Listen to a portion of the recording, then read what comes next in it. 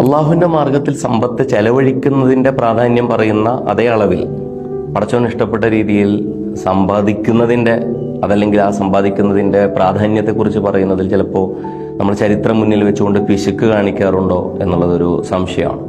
ഇപ്പോൾ റസൂലുള്ളാഹി സ്വല്ലല്ലാഹു അലൈഹി വസല്ലമയുടെ സ്വഹാബിമാരിൽ സ്വർഗം കൊണ്ട് സന്തോഷ വാർത്ത അറിയിക്കപ്പെട്ട 10 ആളുകൾ.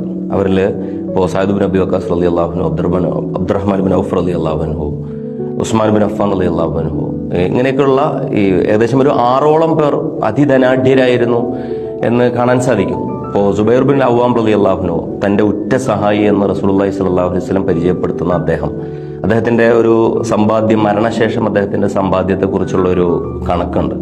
5,76,00,000 ദിർഹമായിരുന്നു അദ്ദേഹത്തിന്റെ സമ്പാദ്യം എന്നാണ്. അതായത് സൂക്ഷിപ്പ് മുതലായി തന്റെ കയ്യിലുണ്ടായിരുന്ന 22 ലക്ഷം ദിർഹം വരുന്ന സ്വത്തുക്കൾ തിരിച്ചു കൊടുത്തതിന് ശേഷം 5,76,00,000 ദിർഹം.